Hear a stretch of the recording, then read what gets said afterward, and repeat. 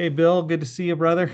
It's nice to have you back on the second installment of I don't know, post mill chill, I think is what we're calling it, Mobile because we're in our Monastery, post mill. Yeah, mobile monastery.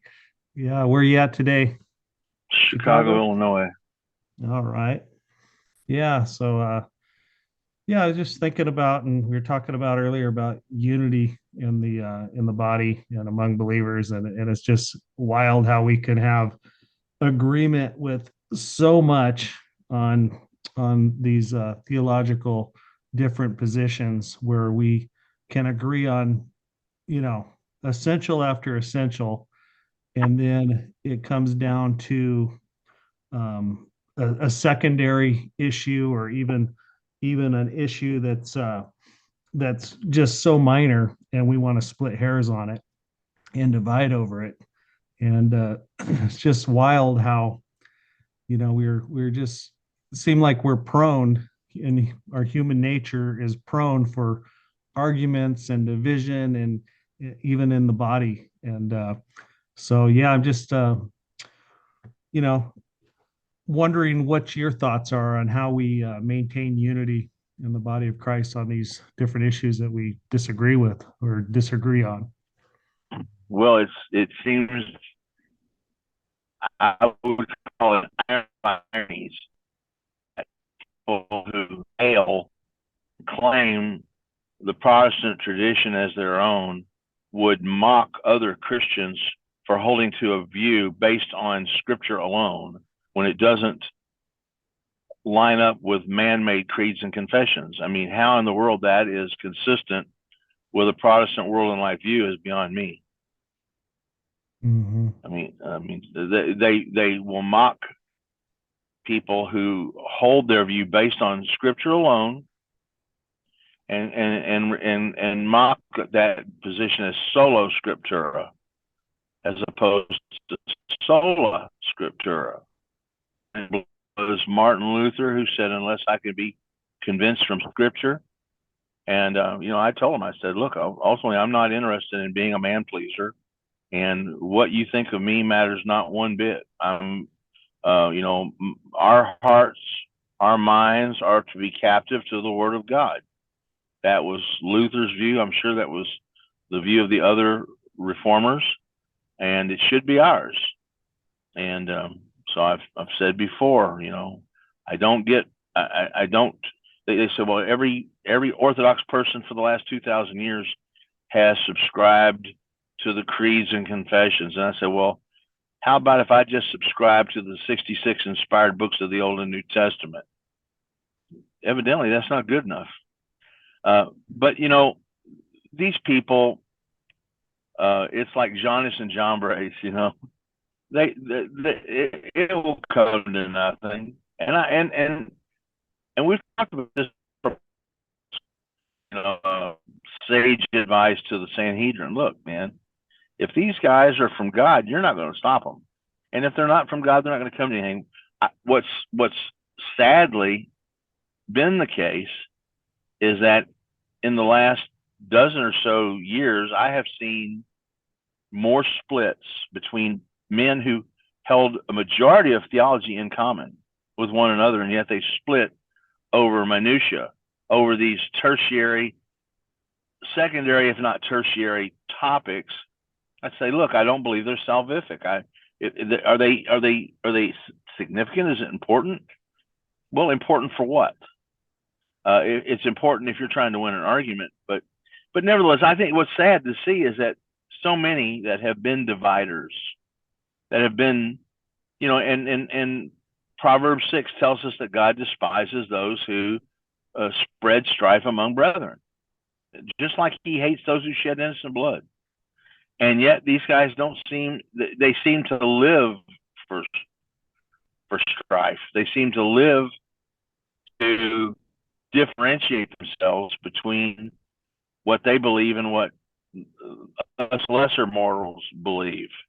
And they basically become a modern day, social media inquisition. Uh, I personally believe that, of course, balance is one of the hardest.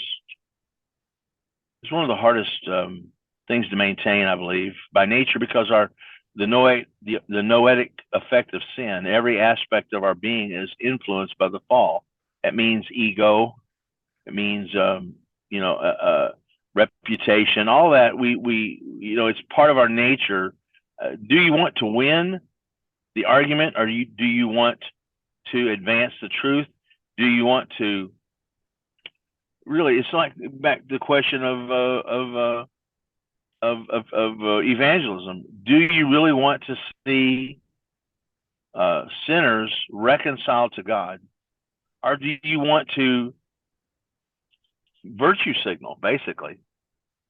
I don't think any Christian who purports to be serious, whether it's in the pastorate or elders, or even doing any kind of spiritual reproduction, evangelism, discipleship, anything like that, can make a credible claim to being prepared for what's ahead, unless they have really assimilated what the Scripture says about unity. And I know that people make it out that unity and uniformity are somehow the same thing, or that unity and truth are dichotomies.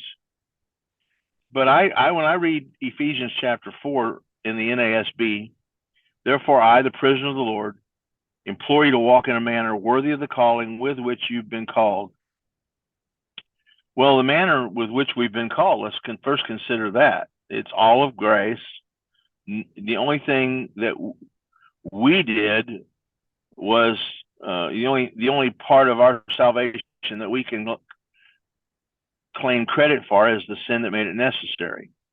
And I believe that was probably Jonathan Edwards or John Owen that said that, but may have been Thomas Watson. But anyway, he says, with all humility and gentleness, with patience, showing tolerance for one another in love, being diligent. Diligent is like the picture word is like rubbing two sticks together to create heat. In other words, perseverance. Persevere in pursuing the unity of preserving the unity of the Spirit in the bond of peace. Now, if that's all you said, if you didn't go any further, that's more than most of us are able to do consistently, faithfully. But with all humility and gentleness, with patience, showing tolerance for one another in love, being diligent to preserve the unity of the Spirit in the bond of peace. Be diligent to preserve the unity of the Spirit in the bond of peace. And then in the book of James, in James chapter, is it 6:17? No, wisdom from above.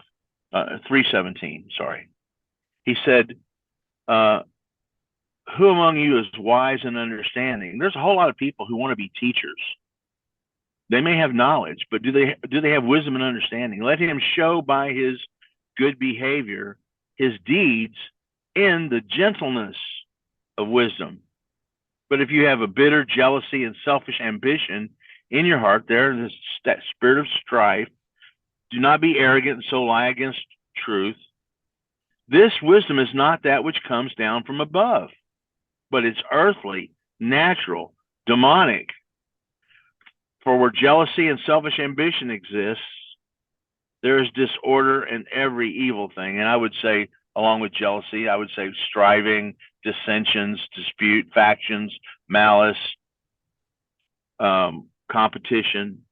He said, but the wisdom from above, he says, for where jealousy and selfish ambition exist, there's disorder and every evil thing. Would you say that the body of Christ, that Protestantism, Reformed Christianity in the West, is orderly, or is it divided? Is it fractured? Is it fractious, or is it united? Are we standing as one man, or are we broken up into our tribes and clans? And then he finally, in verse 17, but the wisdom from above is first pure, then peaceable, gentle, reasonable, full of mercy and good fruits, unwavering, without hypocrisy. And the seed whose fruit is righteousness is sown in peace by those who make peace, not those who make war with other Christians. So, and then we talked about earlier, and I'll end on this note, is I can't tell you how many times I've been challenged to repent of some view. And I want to ask these Calvinists, is repentance a work that I can generate whenever you find it's incumbent upon me I can just gin it up? Or is repentance a gift of the Holy Spirit? Is it a work of God? Is it a Holy Spirit induced paradigm shift? Yes, I understand that to repent means to turn away from, or to turn around, or to do a 180. But how do these men who understand that repentance is a gift of God, per 2 Timothy 2:25, how is it that they expect us to just to pretend that we don't hold to something that we believe we've seen in Scripture, that we truly, sincerely believe on the basis of Scripture alone, and yet they want us to reject it and pretend that we don't believe it, and to side with in the affirmation of man-made creeds and confessions. It just doesn't make any sense to me. And so that's what we talked about. And I don't see that the church is likely to make much progress as long as men who should be teachers and leaders are factious and divisive. And according to the words of inspired Scripture in James, I believe that I have God's permission to reject what these men say. If their teaching and if what they have to say does not reflect the fruit of the Spirit, this gentleness, reasonableness, full of mercy and good fruits, peaceableness, if it doesn't reflect those characteristics, then I believe I have God's permission to basically disregard them. Yeah.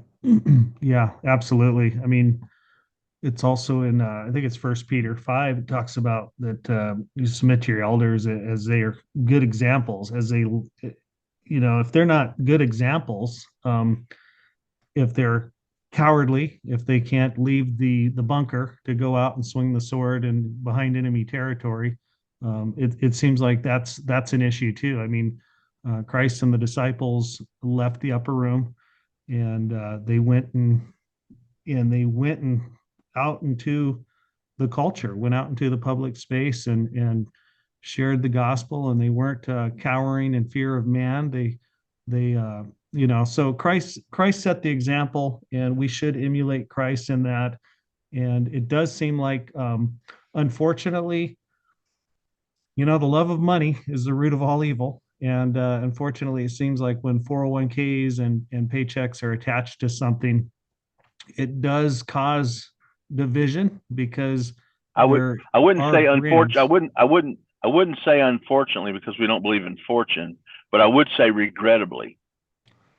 Yeah, that works. Regrettably, yeah, it causes division. It causes that tribalism, because you are trying to protect your business. If your business is the Presbyterian brand, you don't want Baptists saying, "Hey, I don't want to baptize my child here. I want to wait till they're older and make that their own decision." And if you're part of the Baptist brand, you don't want a Presbyterian saying, "Hey, for this baby dedication, I want my baby sprinkled." I mean, there's reasons why some of this division exists, and why there's a lot of straw man arguments that are pointed outwards, or inwards rather, because if we're united in Christ, and if we're part of his invisible church, when we're swinging the sword inward with our brothers and sisters in Christ based on these secondary non-essential issues, it really does promote this division and chaos. I want to even share, I think, a more stern, direct. These are all stern, direct admonitions or exhortations or warnings, but this is from 1 Corinthians chapter 8. Now, this is in the context. Paul's talking about meat sacrificed to idols. Now, he knows that there's no such thing as false gods. There are no, these idols are nothing, but nevertheless, But he says in 1 Corinthians 8, in verse 9, excuse me, verse 11, 1 Corinthians 8, verse 11, for through your knowledge, he who is weak is ruined, the brother for whose sake Christ died. And so by sinning against the brethren and wounding their conscience when it is weak, you sin against Christ. Therefore, if food causes my brother to stumble, I will never eat meat again, so that I will not cause my brother to stumble. But he talks about the fact is that people don't realize is that these people, I'm sure, are convinced that they're doing God's work. But I have a sense, maybe I'm wrong, but in my spirit, I sense that I don't feel I'm not that troubled when men say speak ill of me. I mean, I've been called a lot of bad things. I've got, I'm not some wilted lily.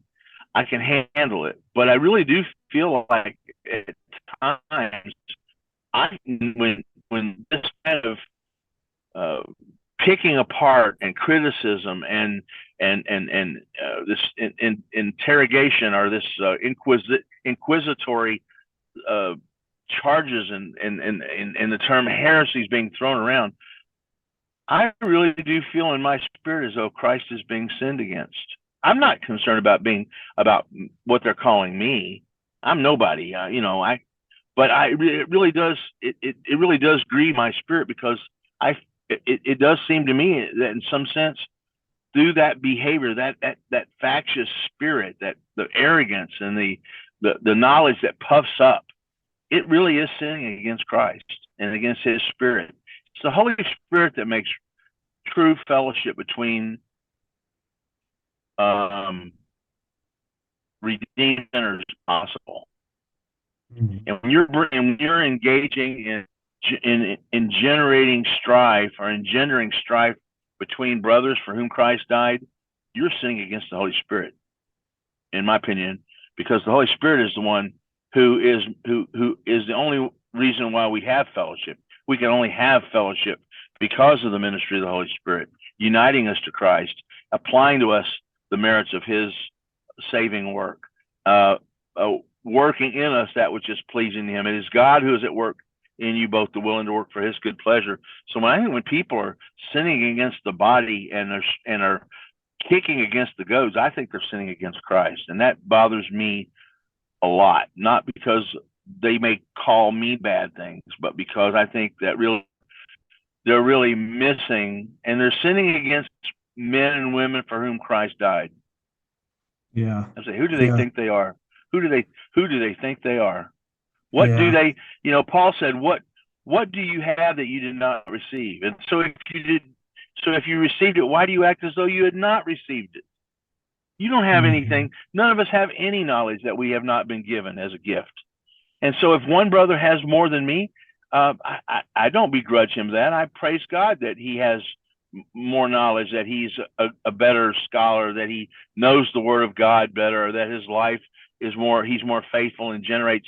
I mean, let me tell you, when I see a brother who's married, has a good marriage, it grieves me because I don't have a good marriage. I mean, I was not a good husband, but I rejoice for every one of my brothers. I don't care I would consider him my equal in terms of biblical knowledge or able to elucidate the truth. The fact is that he's faithful in small things. That's what counts. He's faithful in areas where I was not faithful. So I don't envy him. I admire him and I praise God for him. So when people have more knowledge than I have, or they have a greater understanding, I don't begrudge them of that, but I don't think that it's appropriate for them to lord that knowledge over other people because it was a gift. They didn't get that. They don't have that knowledge by virtue of their superior intellect. It's all of grace. Mm-hmm. All we are is what we are in Christ. Yeah, it's interesting, Bill, how much hate you can come your way, right? When you stand on your biblical conviction, when it puts you outside the circle of like the creeds, even though we know the creeds are fallible, unlike the scripture, it does seem like, and they even say it in the creeds, that scripture is the final authority and scripture is infallible. So it's really interesting when you take a stand on scripture that might put you outside of the creeds, and you've got these creedal folks that are so hateful towards you that if you lived in the 1500s, you know that they would be gathering the wood to start the fire, or if they were part of the council when some of these, like Martin Luther was giving his Oh yeah. uh, giving his I can, testimony. yeah, They yeah. We would can they would understand that. We can yeah, understand that reaction from papists who stand yeah, on tradition, who exalt tradition over Scripture. yeah. I can understand that behavior from them, but I can't understand it from Protestant brothers. Yeah, some of the fruits of the spirit, right? Joy, love, peace, gentleness, kindness, self-control.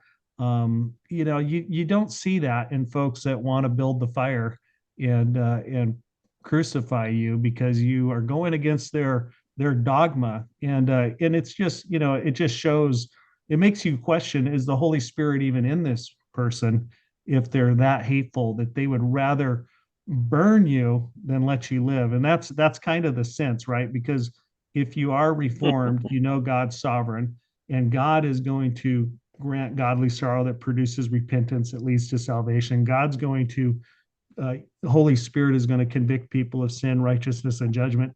So he doesn't need us to do that. But for some reason, some of these folks that are super dogmatic on those creeds, really, it's like they think that they can somehow convict people of sin, Well, Scott, you righteousness, know and what? judgment. Scott, what's interesting is that in the Reformed tradition, which we would say we stand in terms of our soteriology, but in the Reformed tradition, the accepted definition of a biblical or Orthodox congregation or fellowship, ecclesia, a church is a mistranslation, gentlemen. I'm going to say that all night long. Ecclesia, the biblical definition of an Orthodox gathering is exegetical preaching of the word, faithful administration of the sacraments, and church discipline. What's interesting is what's not in the biblical, in the modern day current definition of an Orthodox fellowship. Not a word about the law of God, the Beatitudes, or the fruit of the Spirit. So as long as you had exegetical preaching, faithful administration of the sacraments, and church discipline, yeah, that's fine. But you don't have to have these other things are optional, evidently. The fruit of the Spirit, love, joy, peace, patience, goodness, kindness, self-control. The Beatitudes, blessed are the peacemakers, for they shall be called sons of God. Blessed are those who are pure in spirit, for they should be satisfied. I mean, that's lacking. And Right. and what's interesting is that there are men and women, brothers and sisters, who we would not call as theologically self-conscious, as sophisticated, as erudite as we are, air quotes, but yet their lives are demonstrative of the fruit of the Spirit and being good neighbors and being peaceable and not easily angered or lured into a debate or disagreements. And you made reference to today, referring to one of your encounters down in Fresno, to the cage stage Calvinist. I would say the cage stage is alive and well in the field of eschatology as well. Yeah, absolutely. And it's interesting because sometimes these younger believers come into the faith and they really do have this almost like this Messiah complex that they think that they can somehow, like God. I don't know how he managed before they came along, but it's up to them, and they're the heroes of this story. But it's some of us who have been Christians longer. We some of those rough edges that we started off with, they just get knocked off. We become more polished because we see that it's we're nothing. Christ is king.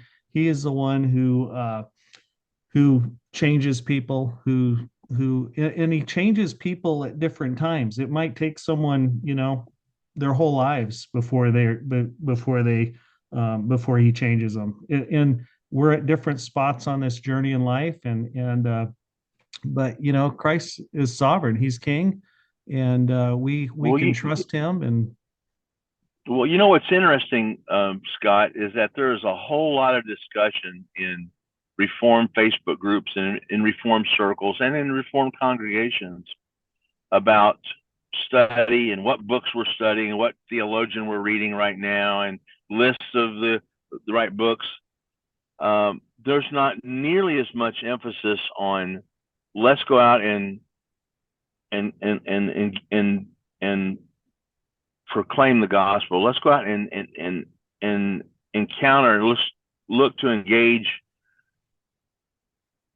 people who are lost, who are without Christ and without hope in the world. Let's go out and attempt to engage them lovingly and caringly and truthfully regarding how they can be reconciled to God through Jesus Christ, and what his title of Messiah, of Christ, what it really is significant for, because he's our prophet. We go to him, we look to him for truth. He's our priest. We look to him for righteousness. He's our king. We look to him for his sovereign righteous rule and protection over us.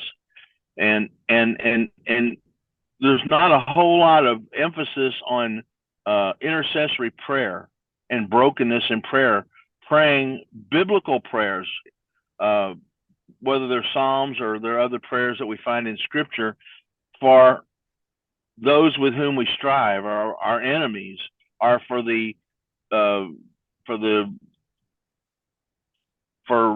reformation in our nation. There's a lot of emphasis in the Reformed community on books, on knowledge, on theology, but not much on evangelism or prayer. And we have a certain amount of emphasis on getting together and having beer and cigars, or comparing our beards or something. No. But I mean, there's this persona. For to give you an example, I've had many people tell me, I don't have a problem with Calvinism. I have a problem with Calvinists. I don't have a problem with theonomy. I have a problem with theonomists. These people don't do a service to what they believe. And so I just think that one of the things that I picked up about you right away is I knew you had boots on the ground. You got to the colleges, you got to the murder mills. You have a heart for people. You're compassionate. I've recently, I've talked to several people who have been involved in one degree or another in street preaching, and I said, I sort of don't prefer that method, because to me, ultimately, it seems to be reduced to more of shouting at people rather than dialoguing with people. And so, I would rather go out and talk with people and look for providential openings where God has obviously prepared somebody's heart to receive the word, rather than go out there in a hostile environment and basically have to speak loudly to be heard over the hubbub, and then it gets into a confrontation. And ultimately, I feel like all I'm doing is being a source of irritation to these people. They're not listening. At that point, you're literally casting your pearl before swine. So I think that, and by the same token, I think there needs to be a lot more prayer. I think we need to be not that we're trying to pray openly to be seen of men, but I think, I can remember when we were doing a large Christian ministry online, where we were doing audio books, and we had a dozen or more podcasts, but we could hardly you couldn't pay people to come out and call in on the prayer line once a week to pray. We might get, on a good night, would get a half a dozen, but that was rare even to have that. And to me, I think the Reformed tradition has got a lot of arrogance. I think it has a lot of arrogance. I think people who are Reformed, I think there's a lot. I think we believe that we have truth, but there's a lot of arrogance, and we're told, Paul says, in that knowledge puffs up, but love edifies. And I would say that there's not much edification going on in this back and forth attacking one another as heretics. What's so stunning to me is that they will talk about people with whom they disagree, but they won't talk to them. They won't dialogue with them. So I just have determined myself to not waste a lot of time and energy on people that are insistent on being on causing strife, because God hates it. Yeah. Yeah, absolutely. It seems like people are we're just wired differently, and some of us are really wired towards church history and the creeds, and some of us are more wired towards more of a just not so many of the rules and these creeds, and we're wired more for free spirited, sort of, so to speak.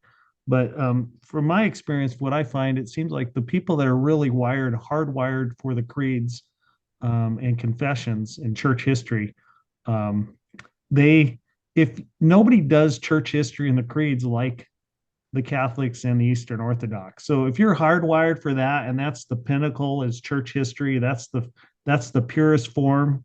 It seems like I've seen people go all the way back to Roman Catholicism, and it just seems like we're going backwards. It's like that was the church infancy back in the third century, back in the second century. The church is growing and maturing after the birth of the church 2,000 years ago, and we're seeing, nowadays we have these Bible apps on our phone. We have Bibles on our phone. We can look at the original language. We're much more able to be theologians, and what we have on our on our phones, we can't. The people a couple hundred years ago, they would have to they would die for the knowledge or the accessibility of the Bible that we have in our palms. And we're going, it's almost like we want to go back to this old temple system too, like temple 2.0. Let's go back to the Vatican, or let's go back to this. And it's like, well, Christ's kingdom is within us. It didn't come with observation. It's within us. Like Christ told the woman at the well, the day is coming when you won't worship on this mountain, but you'll worship Christ or God anywhere, as long as you worship him in spirit and truth. And so I'm not, I appreciate church history, but it seems like so often it just becomes it becomes like sola scriptura is not really sola scriptura. They're talking out of both sides of their mouth Well, when they're interpreting using the there creeds. are non-denominational organizations, groups who really are not what you'd call creedally very aware, and they don't have necessarily a confession of faith. Now, they still believe the traditional, and it is traditional, eschatological, the issues of, does the physical world come to an end? Is that what Scripture is talking about, or is it talking about the destruction of the old covenant? Have the dead in any sense been raised already? Are there, I'm surprised how many people have told me, oh no, they think the Old Testament saints went to heaven when they died. And I said, well, but Christ said no one has ascended into heaven except he who has descended from heaven. Well, he didn't mean that. Well, that seems pretty straightforward. I mean, it doesn't sound like a very cryptic or comment that needs to be decoded. It seems that Christ would have been the first fruits of them that were asleep. He's the firstborn from the dead. So how can you say that Old Testament saints went to heaven before Christ went to heaven? That doesn't square with me. And again, that's not in the creeds. That's just in their tradition. That's just in their interpretation. Or the question of, is Jesus going to return to earth in a physical body? Well, they get that. That's all that weight is hanging on Acts 1:9. He's going to return in the same way, or as, analogous to. It was a cloud coming. He was assimilated into glory. He will come in glory. But they want. There is no verse that about Jesus that I'm aware of where Jesus is pictured as coming down physically in the form of a physical, 5'9", 5'10" individual. It's all hung on their interpretation on Acts 1:9. And then the other question, which is I almost hesitate to even go there, and that is the issue of, then there's the physical resurrection of the dead. The physical resurrection of the dead in the future. See, we don't deny that there was a resurrection of the dead. There was a resurrection of the dead in the past, we would say, where the dead were raised out of Sheol.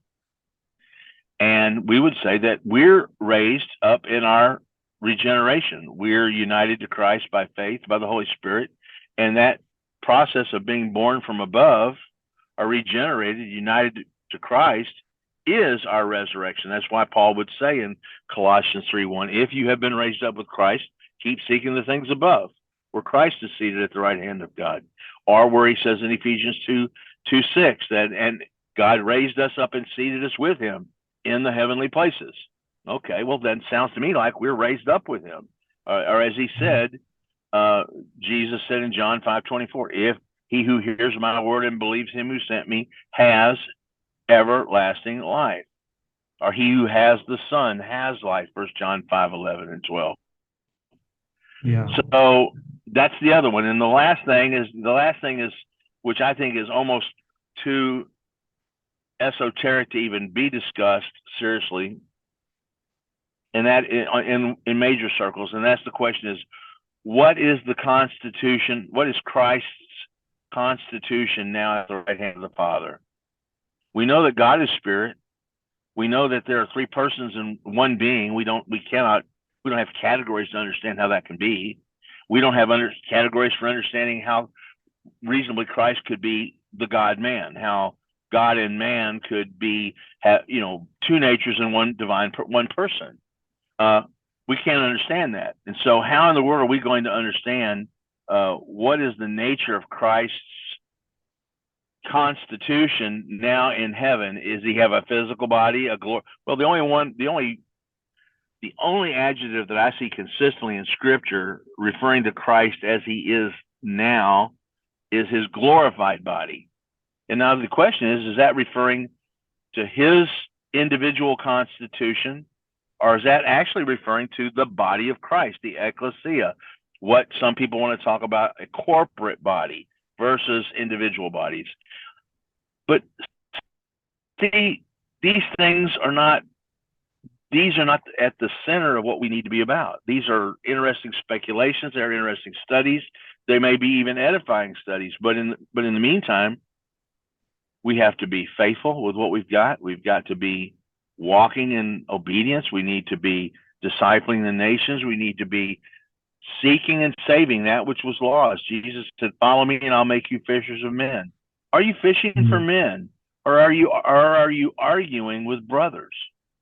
Are you seeking to see sinners reconciled to God and to become members of the kingdom of God, the people of God? Or is your whole existence, you want to be right, you want to win arguments, and you think that it is so vitally important that people agree with what you hold to? I'd say that's a bad spirit. Yeah. Hey, Bill, I know you've studied the Bible a lot and you've got a lot of biblical knowledge, obviously. It just comes out of you. So just wondering, how many verses are there that you can think of where it talks about the end of the world? Well, one that comes to mind in Ephesians where he says, world without end, amen. Now in I believe it's Psalm 104, he talks about the heavens are your handiwork. You made the earth's foundation. They will perish and decay. You'll roll them up as a garment. But once you understand the Old Testament symbology of what the terms heaven and earth represent. He said he says in Isaiah that heaven is my throne and earth is my footstool. Where is the house that you will build for me? So it was pretty easy for me to get my brain around the idea that heaven and earth was a metaphor for God's tabernacling among his people. His throne was located, he was enthroned on the cherubim in the Holy of Holies. Now, is that technically where God is located? Well, what's amazing about God, and I had a conversation with a Muslim about this today, and explaining to him that Allah in the Muslim theology is transcendent, but he's not immanent. He doesn't live in your heart. He fills the heavens and the earth, but he doesn't live in your heart. God is both transcendent. Yahweh, the triune God of Scripture, is both transcendent and immanent. So he could fill the heavens and the earth. He could say that heaven is his throne and the earth is his footstool. And I'm not just talking about a bubble around a flat earth. Sorry, guys, had to slip that in there. Hey, perfect. God fills the cosmos.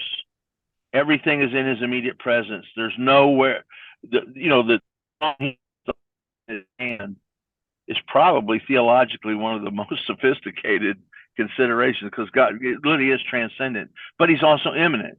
We would say there's no place where God is not, so that he can live in us. We can't isolate that. So we can say that God was enthroned on the cherubim within the tent of meeting, or in the Holy of Holies. So it was really pretty easy for me to get around the idea, to understand the idea that heaven and earth was not referring to the physical cosmos being rolled up, but that the nature of the temple, the dwelling place of God, was going to be destroyed. Yeah. The temple, the tabernacle system. Yeah. Here's one of these verses that, just you reminded me of, and it's Matthew 5:18. For truly I say to you, until heaven and earth pass away, not an iota, not a dot will pass from the law until all is accomplished. And so if it's referring to heaven and earth, the physical, and obviously the earth is still here, we're walking on it right now, then that means all 631 laws of the old covenant are still in effect. Mm-hmm. And which is impossible, because we don't have a temple, we don't have Levitical priesthood, we don't have any of the ceremonial laws in place, because the temple's gone. So, I mean, it's really amazing to me that people, they miss it. They're so trapped by their concepts that they're not able to rethink their paradigm. Instead of rethinking their paradigm, they rebuke the verse. Well, in your book, and the title of your book, it's no accident that oath, that the first letter refers to Old Testament symbology, and I think it is a true statement. And I praise God for people like Kim Burgess or Bob Cruikshank and others who really have done the deep diving into some of the Old Testament figurative language, the metaphors, the hyperbole, the symbols that are used in the Old Covenant. Without a doubt, the better you understand the Old Testament, the better you're equipped to understand the New Testament. Absolutely. I've even heard people go so far as to say that the Book of Revelation is the last page of the Old Testament. But of course, I don't think in the original manuscripts, Matthew, it had a page in front of it that said the New Testament. No. It was just more scripture. And technically, continuing. The entire New Testament would have been written before the Old Testament, or before the Old Covenant was over, because Hebrews 9 or 8:13. I think. Yeah. It really is. I think to some extent, I think we're probably placed at something of a disadvantage by virtue of the fact that we have the Bibles printed the way they are, with the chapter and verse designations. Obviously, it makes it much easier to study because we know the address of these verses. But this all came through Stephanus in the early 1500s, I guess, when he put the chapter and verse designations in the text. I think in some extent it because we have it bound, and we have the red letters to say the word. These are the words of Jesus, and so I think in some respects it places us at a disadvantage. Uh, Hmm. Yeah. because we tend to, whatever the notes say, whether it's the Schofield reference or whether it's a John MacArthur Study Bible or whatever it may be, we tend to just sort of accept that. Okay, that's what it is, and Hmm. we don't really have to mind. We don't have to go back to the Old Covenant, the Old Testament, the Tanakh, and really go in there and understand. In fact, sadly, I've heard several scholarly pastors ridicule preterists or consistent preterists, full preterists, for going back and studying Second Temple Judaism. That's just a waste of time, and that's chasing rabbits. It seems to me the more you know about the world they lived in and their understanding of the scriptures, and what these things meant to them, the better you're going to understand what it meant to the audience in Jesus's day. So Absolutely. Yeah, anyway, absolutely. Yeah. Being a consistent preterist or a full preterist is it's hard work, you know. You gotta you I don't know anyone that gets here without really taking some deep dives into the scripture and then willing to count the costs and say, yeah, I'm gonna go with where it leads. But yeah, anyways, hey Bill, I'm gonna go ahead and I think you just froze up